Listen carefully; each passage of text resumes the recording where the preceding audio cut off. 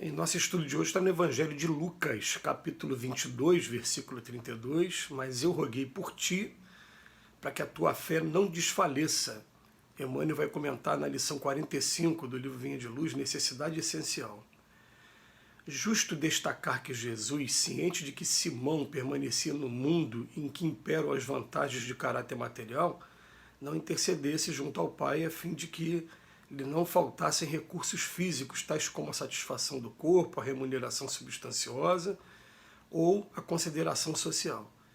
Declara o Mestre haver pedido ao Supremo Senhor para que em Pedro não se enfraqueça o dom da fé. Salientou assim o Cristo a necessidade essencial da criatura humana no que se refere à confiança em Deus num círculo de lutas, onde todos os benefícios visíveis estão sujeitos à transformação e à morte. Testemunhava que, de todas as realizações sublimes do homem atual, a fé viva e ativa é das mais difíceis de serem consolidadas. Reconhecia que a segurança espiritual dos companheiros terrestres não é obra de alguns dias, porque pequeninos acontecimentos podem interrompê-la, feri-la, adiá-la. A ingratidão de um amigo, um gesto impensado, a incompreensão de alguém, uma insignificante dificuldade pode prejudicar-lhe o desenvolvimento. Em plena oficina humana, portanto, é imprescindível reconheças a transitoriedade de todos os bens transferíveis que te cercam. Mobiliza-os sempre atendendo aos superiores desígnios da fraternidade que nos ensinam a amar-nos uns aos outros com fidelidade e devotamento. E convence-te, porém, de que a fé viva na vitória final do Espírito Eterno é o óleo divino que nos sustenta a luz interior para a divina ascensão.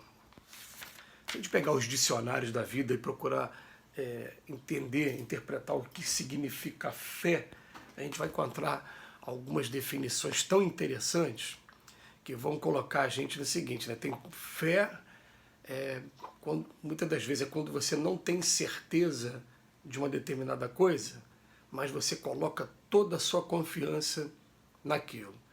E é claro que se o próprio Mestre Jesus, ele falou durante tanto tempo para a gente que haverá falsos cristos e falsos profetas, é claro que por uma leitura objetiva ainda, sem entrar muito no lado subjetivo, uma leitura objetiva do Evangelho, a gente vai aprender que não dá para você confiar cegamente, né, naquilo que você não conhece.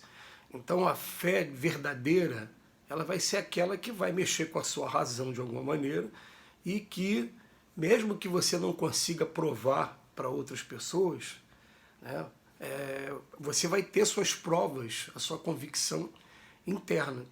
Então, eu vou dar aqui um exemplo, né?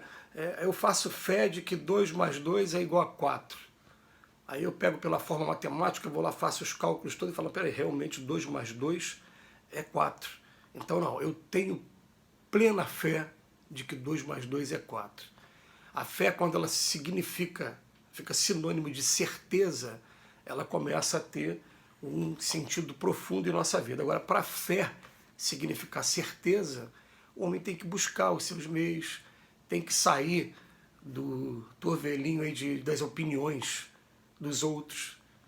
Às vezes você pega assim, a opinião dos outros para você ter uma base de comparação, mas você vai formar a sua opinião e a sua opinião vai ser sempre pessoal e vai ser intransferível. Isso é que é interessante. Porque algumas vezes, por exemplo, as pessoas viraram para mim, eu vou dar um exemplo aqui que eu acho muito interessante, né, de um pastor evangélico que uma vez veio conversar comigo, eu falei para ele, né, de algumas experiências que eu tinha com espíritos, que eram poucas, mas que eram significativas para poder entender, né, e até aceitar a doutrina espírita. E ele falou para mim assim, né, ele falou, ele botou na cabeça dele que toda experiência, quando é negativa, vem do demônio, e quando a experiência é boa, vem do Espírito Santo. E eu falei para ele, olha, não adianta dizer para mim que todos os espíritos que se comunicam são maus, porque alguns são muito bons e se preocupam comigo, porque quando eu estou prestes a fazer alguma coisa errada, eles mandam os sinais dele de alguma maneira para que eu entenda e decida, assuma a responsabilidade, através do meu livre-arbítrio, de praticar aquilo ou não. Então eu sei que eles não são todos maus. Essa experiência pessoal, por exemplo, é uma experiência que ninguém tira. A pessoa pode vir com uma página aí do Velho Testamento, como comumente se faz, olha aqui e tal, querer provar, falando, gente, mas é uma vivência minha, né? Não tem como, é a mesma coisa que você está enxergando que essa imagem que está aqui é do Bezerra de Menezes, alguém falar por conta da barba é de uma outra pessoa, não, eu sei que é, eu tenho certeza que é do Bezerra de Menezes, né? Até porque o meu grande amigo, quando fez essa arte, né, ele fez o Bezerra de Menezes. Então o que acontece é a fé ela começa a ter sentido para a gente quando ela vai se aproximar definitivamente da certeza. Então, quando você consegue encontrar o ponto exato da aliança da ciência e religião, você começar a olhar tudo aquilo que tem na religião e falar, peraí, como é que eu provo cientificamente isso? Não consegui provar, eu acabo não dando assim, ou dando atenção e deixando na manga ali, deixando na stand-by até o que eu consiga provar, e dando mais valor até aquelas que eu consegui provar mesmo, né? Aquela doutrina espírita, por exemplo, é assim, né? Tem tanta coisa que com o tempo eu fui provando, né? Eu já tinha, antes de conhecer a doutrina espírita também, né? a experiência, que tem outras coisas, por exemplo, fala assim, vida em outros planetas, eu fico pensando assim, não tem como, pela lógica, ser de outra maneira. Mas eu nunca tive contato com nenhum ser que chegou na minha frente e falou, eu sou de outro planeta. É um exemplo que eu estou dando. Então fica, por exemplo, por enquanto, naquele campo da fé que confia muito, mas ainda não tem certeza absoluta. Mas tem coisas que a gente tem certeza absoluta.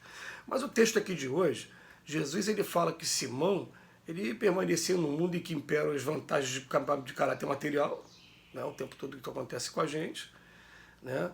E o que acontece? Ele está querendo coisas para satisfação do corpo, tanto em matéria de alimentação, como em matéria de vestimenta, quanto em matéria de embelezamento. Ele está atrás da remuneração substanciosa.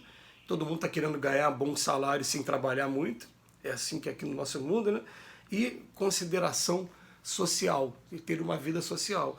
E aqui o texto vem chamar simplesmente a atenção que faltou um elemento, e esse elemento é o elemento da fé. Por isso que todo aquele que está buscando, independente de onde esteja, qual seja a religião, está buscando, busca e achareis. Essa busca não é rápida, né? Aliás, tudo que vale a pena nesse mundo não se conquista de uma hora para outra. Então respeita a pessoa, mesmo que esteja em outro lugar, em qualquer lugar que ele esteja, está buscando, daqui a pouco ele vai achar o caminho certo para ele. Mas o primeiro passo para a gente é realmente entender, né, o que é que nós estamos fazendo por aqui, qual é o nosso papel, de onde a gente veio, o que é que nós somos de verdade. A doutrina espírita vem dizer para a gente simplesmente, nós somos espíritos. O espírito, a casa do espírito é todo o universo. O espírito mergulha aqui na matéria, passa um período aqui em experiência, daqui a pouco vai sair um dia da matéria, o que a matéria vai ficar, mas o que eu sou de verdade não é isso aqui, ó. Eu vou continuar a minha jornada. Aí o que vai adiantar alguém achar que a vida é uma só? Tal? Ele também não tá livre de estar da lei. Então o que acontece? A lei é para todos. Então ele vai continuar achando assim, um dia vai se decepcionar. Mas a verdade é essa.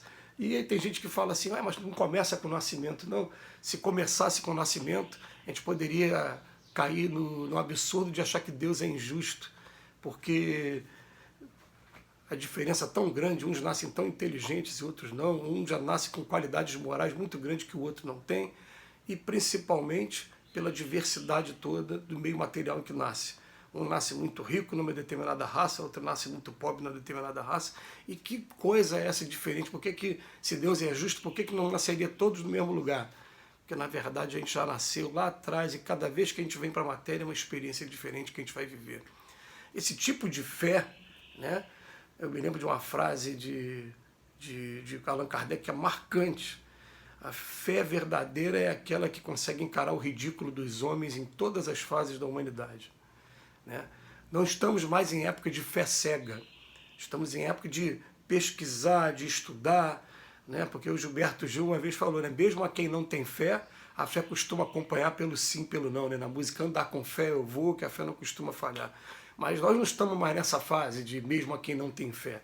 A gente está na fase agora de buscar realmente, né, entender o mecanismo do universo. E Emmanuel coloca isso aqui para a gente através desse versículo de Jesus, que isso é imprescindível para qualquer pessoa que queira entender por que nasceu e o que está fazendo aqui. Senão a pessoa vai viver ao Deus dará, deixa a vida me levar, a vida leva eu. Que Jesus nos abençoe hoje e sempre.